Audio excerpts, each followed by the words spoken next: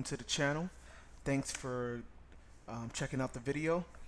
If you haven't already, please subscribe, comment, give me feedback, engage. I want to engage with you guys, talk about, these topics that we love about video games and next gen right now in particular. So for this video, I want to talk about next gen Xbox. There's been a lot of PS5 related leaks.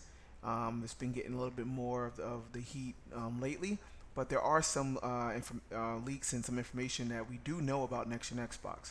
I want to go at a high level, just kind of talk about what Microsoft plans are and what I think of them somewhat.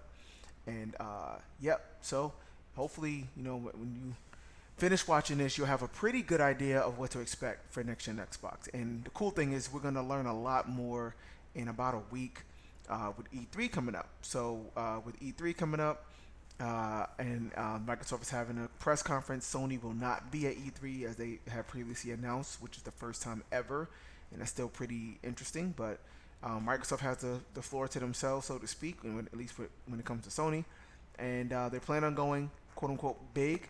So they almost certainly will talk about their next gen Xbox plans. So we'll have a lot more to talk about then. But before that happens, I wanted to just talk about what we know so far, kind of capture the information and again give my impressions of it up to this point. So essentially, Microsoft has a multi-tier solution to next gen.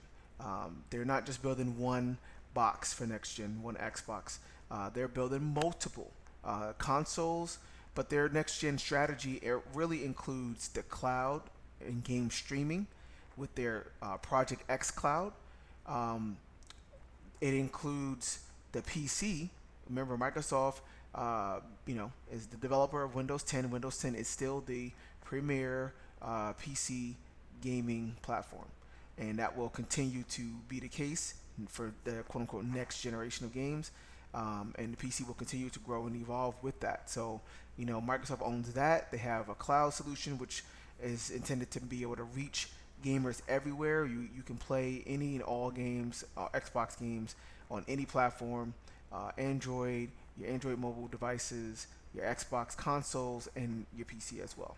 And then of course, you have Xbox consoles, and they are building not one but two new consoles. So I'm gonna go into a little bit of what this all looks like, but let's start with the cloud. And we're seeing this video here, which is their initial announcement of what they call Project Xcloud.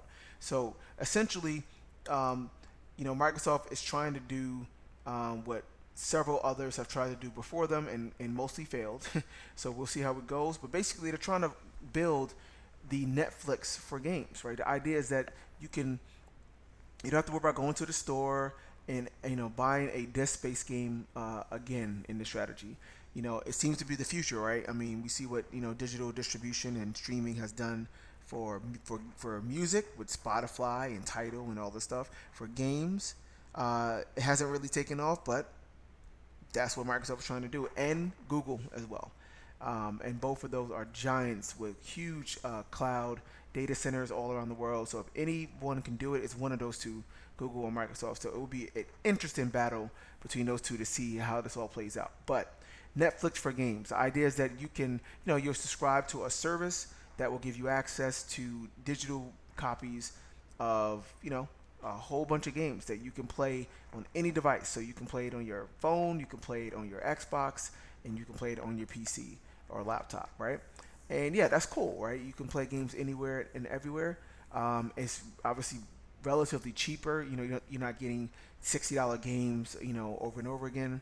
But you don't actually own the game. People that are purists, that like to have physical copies of games, you're not going to have it. You're not going to actually own the game to see, anything about what's happening there. So just keep that in mind. And you always got to deal with input lag when it comes to streaming, because basically when you're streaming a game, what you're basically doing is the game isn't running on whatever device you're seeing it on, right? It's essentially being generated in the cloud, right, on some server somewhere, and it is being compressed, distributed in a compressed video, and ultimately what you see is a video representation of the game being rendered in the cloud. And as you can imagine, that process of sending that data over incurs lag and latency Mm-hmm. and you feel it. You press a button and it takes a few seconds before you see the response on the screen, and it kind of throws you off. It kind of affects the experience, and that's kind of what's been the proverbial problem for game streaming. Again, Microsoft is not trying to do anything that others haven't tried to do already and largely failed. So we'll see how that goes and how that plays out. On Live started this, over a decade ago or almost a decade ago. Gaikai was another player that eventually Sony bought, and that became what we know as PlayStation Now. And Sony with PlayStation Now is still active and still doing that. And then Nvidia was also trying to do the same thing with their GeForce Now. So and there's been others too, some smaller companies, but again, a lot of big companies have been trying this and are still trying this, and it has never taken off. We'll see how it goes. um, but it'll be interesting to see either way. So that's their Project Xcloud, and that's part of the next gen strategy. Again, this is kind of inevitable, right? I mean, when you think about it, it makes sense. Like, you see what Netflix is doing. Why not be able to play your games anywhere? It just makes sense. So everyone is pushing for this, but gamers are very, very funny, right? And very, they want the things that they want the way that they want them. And, it's a new paradigm. Like I said, it changed the experience. You also have to deal with controller mechanism issues. Like, you're trying to play Call of Duty on your phone. How can you do that without a controller, right? So Microsoft and Google, they have controllers, and Microsoft showed like this controller that attaches to your phone. It looks really weird. In fact, the controller is like bigger than your phone. So it's kind of weird, but you know, it's one of those problems that it definitely has to be solved. Touchscreen doesn't work for every type of game, so you have to find a control mechanism that's flexible and adaptable and compatible with various types of games and peoples and devices. It's a pretty complex thing, so we'll see how that goes. More on that later. Again, PC is what we know, PC. But then the other thing I want to talk about are the two Xbox consoles Microsoft are developing. The idea is, again, they're trying to make sure that they reach everybody. They want to reach the entire spectrum of gamers. So XCloud is about reaching the people that are going to game on their phone. They want to bring Xbox to those folks. They're going to have a lower end Xbox console. Currently, it's codenamed Lockhart. And then they're going to have a higher end Xbox console that's codenamed Anaconda. Uh, Obviously, the higher end one is going to be more powerful, have higher specs, and going to be more expensive. The lower end one is going to be less powerful but cheaper, and it's going to kind of resemble the same model we see now between the Xbox One S and the Xbox One X. It's going to be very, very similar to that. So they're basically taking that model and pushing it into next gen. Lockhart is going to be comparable to the current Xbox One X. Okay, that's the way to think about it. On paper, it's about 5 teraflops. The Xbox One X is 6 teraflops. But keep in mind that the Lockhart is going to be based on a newer architecture from AMD for both the CPU and GPU. That's going to be way more efficient than what the Xbox One X has. So even if it is, 5 teraflops of GPU power and slightly less powerful on paper, it's going to wind up being having better performance, just because it's based on a newer architecture that's way more efficient, and can do things that the Xbox One X can't do. So, but in general, the power envelope is comparable to the Xbox One X. So the way to think about it is that the Xbox One X is going to become the new baseline for Microsoft, right? Okay, that makes sense. And then the Anaconda is going to be way more powerful than that. It's going to be at least twice as powerful as the Lockhart particularly in terms of GPU power. We don't know anything about the RAM, but we know that the CPUs they're both supposedly using AMD Zen 2 CPUs as well, 8 cores, 16 threads on both of them, and that's interesting. And the reason why that's important is because that means they essentially have the same CPU. It's possible that the Anaconda might be overclocked, similar to what we see now with the the PS4 Pro versus the PS4, or even the Xbox One X versus the Xbox One on the CPU side. They basically use the same CPU. It's just that the advanced consoles have a higher clock speed. And that's kind of what we're going to see there. And that's important because having the same CPU guarantees complete compatibility. And that's what they want, right? So any game that's made for Lockhart will pretty much automatically run on the Anaconda. Okay, and that's what they want. Both of them are going to have an SSD drive as well, which will be important for speedy load times and just fast streaming to help enhance open world games, stuff like that, which Sony is also going to be doing for PS5. So the main difference is just like we see with the Xbox One X, it's mainly in the GPU, and with the bigger GPU, they can obviously push faster frame rates, higher resolutions. So you kind of get enhanced versions of the Lockhart game. So okay, think about this, guys. Here's the deal. The Lockhart is meant to be an entry level system. It's going to be about $299. That's a little bit more affordable, right? And they expect that to be the higher selling system. It's going to have lower specs, like we pointed out, but basically the same. It's going to have all the same core features: the SSD drive, Zen 2 CPU, Navi, somehow semi-custom Navi-based GPU, most likely, and we don't know about the RAM yet, right? But yeah, same controller. Everything is meant to be completely compatible between both systems. So Lockhart is the new baseline, and it's comparable to Xbox One X. Now, the Xbox One X, if you look at it compared to what next gen could and should be, when you talk about a system that is being designed for 2020, that's not powerful enough, right? I mean, and Lockhart is meant to be the little brother, but because it exists in and of itself, as far as I can tell now, what's going to happen is that developers are going to have to make games for the Lockhart because that's the baseline. Any game that they make, they have to make sure that it runs towards that lower spec, right? Whatever that RAM envelope is, whatever that GPU power is, whatever that CPU power is. It may be lower resolution, stuff, maybe less frame rate, lower frame rates, but it needs to be able to run, okay? And that's where the design is going to start at. So kind of think about the Lockhart as your minimum spec when you see a PC game. And then your recommended spec will be the Anaconda. But the problem with that is Anaconda's power, just like the Xbox One X's power, will largely go to waste because it's basically just going to be accelerating games that are already made for Lockhart, right? And or Xbox One, right? Even for backwards compatibility's sake.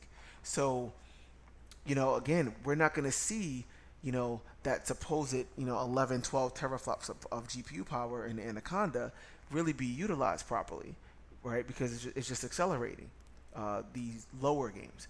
Now, compared to what Sony's doing, Sony's, as far as we know of at this point, has one SKU, one PS5 system that is going to be high end. They're targeting really high end 12 to 14 teraflops GPU, Zen 2 CPU as well, which just means bodes well for compatibility, cross compatibility between the two platforms. So that's all good. But one SKU. So for multi-platform games, that means that like EA, when they build Madden, it has to be made for the Lockhart. And then when you run it on a PS5 or Anaconda, it's just going to run a lot better. It's going to be higher resolution. So it may run at, for example, 1440p on Lockhart, but it will run at a native 4K on those other devices. It may run at, even if 30 frames on Lockhart, but then it'll run at 60 frames on the other devices, right? Or if it runs at 60, it may even run at 120 frames, in theory, which will be a possibility for next gen with HDMI 2.1 and stuff like that. We'll go into that later. But again, Microsoft is looking at it at a platform level. They don't care how many individual Xbox Lockhart systems are sold or Anaconda systems are sold. They're just looking at the total picture. How many people are gaming on Xbox? It's kind of what they're doing now. They don't care about 1X versus 1S really, or even PC, which is why they're merging all of their gaming platforms into one, right? So Xbox and PC are basically essentially becoming one, and any game that Xbox or Microsoft makes, they run on Xbox, and they're making a PC SKU where you buy it once and it works on both, and so they're pretty much one platform. And the concept of like a console exclusive is pretty much going away with Microsoft. So it's interesting. We'll see how it goes and what that looks like. But Sony is going for a full on, building a system to drive the next generation, the next 5 to 10 years of gaming. And the good thing about that is, especially for the exclusive titles, again, there will be exclusive titles. There will be games that are made specifically for the PS5 and to take advantage of all of its power. Whereas on the Xbox's side, at least again theoretically from what we know now, that won't be the case for Anaconda, right? Even though Anaconda will be comparable, at least if not even a little bit more powerful than the PS5, it'll be pointless because it'll just be accelerating, the lower end games. It's kind of like what happens now and what has been happening for decades on the PC side, right?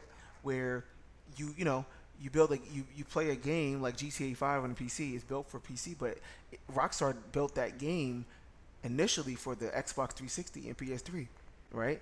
And they when they port it to the PC, yeah, you got more RAM, you got more power, and it just accelerates that, right? But the game is still, from an artistic standpoint, from a world size standpoint, from how many NPCs are on the screen, those kind of things. That was designed for last gen. That was designed for 360 and PS3. So you can play it now on an RTX 2080 and it'll look great. It'll look as good as it can look because that graphics card is eating that game alive because it was made for such a smaller spec. So it can accelerate and you can get way high frame rates. You can get much higher resolution, 4K and above, 60 frames and above. But that's all it's doing, right? If GT5 was designed for the power in a 2080 Ti, it would be completely different, you know.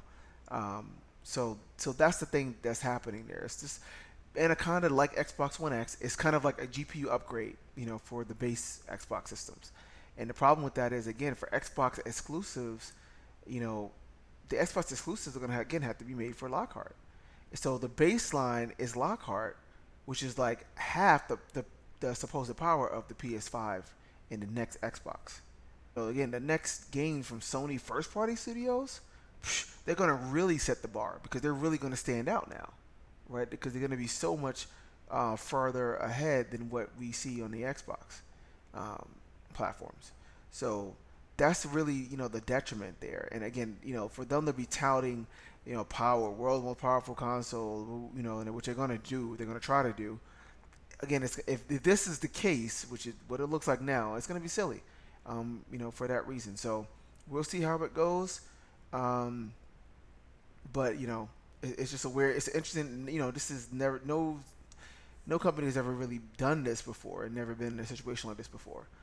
But yeah, it also means that they're splitting themselves, a bit thinner, right? They got XCloud stuff to support. They got, two consoles to support, and for a while, even probably even four, because they're still going to be supporting the Xbox One S and One X for a while. Um, so Microsoft is going to be trying to do a lot. So yeah, yeah. Good luck with that, right? So again, it's good because their model is going to try to reach everyone. They really want to try to get more people gaming on Microsoft slash Xbox platforms as a whole. They keep they understand that there's nearly 1 billion gamers out there, and they want to get all of them, and and try to grow the console market because that's the other thing. From a business standpoint, the console market has always had a pretty low ceiling in the grand scheme of things, right? No matter what generation it is, all the consoles combined have never really exceeded more than like 300 million units combined across the entire generation, which is like 5 to 7 years. So everyone has tried to grow that in different ways, Sony, Nintendo, Microsoft, but they never were able to successfully really grow that. So this is Microsoft's attempt to say, look, okay, we're not going to keep doing the same thing, right? I mean, we know where that's going to lead. Yeah, people be happy, there'll be some cool games, but we're not really going to see much money. We're not really going to see much more on the bottom line. We gotta do more. That's what Connect was about, by the way. And it was about a way to try to reach the quote unquote non-gamers in the living room, because those people are there where their Xbox systems will be. So how do we reach them to do other stuff? And it was, oh, you can watch TV with this thing. You can, do this and that. And that was the idea. Again, it failed ultimately to do that, but they figure, hey, we can provide reach everyone that's playing on mobile, console, and PC.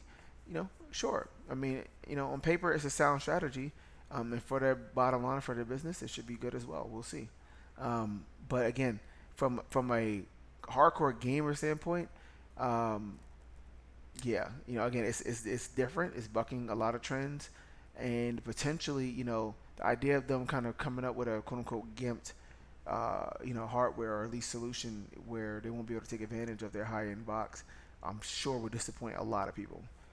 So we'll see. We'll see how they play that. Maybe there's some other trick or ace up their sleeve that we don't know about, but all this information is pretty credible. It's been discussed and put out there quite a bit. So two consoles, streaming platform and xCloud, Windows PC continuing to grow, and there you have it. That's what Microsoft is planning to do in terms of gaming for the next 5 to 10 years, right? So we'll see how it goes. We'll know a lot more next week. E3, I can't wait.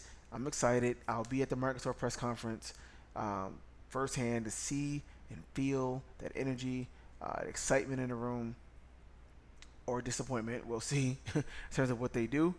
And yeah, I'll be around E3 most of next week. So I'll definitely have a lot more to talk about.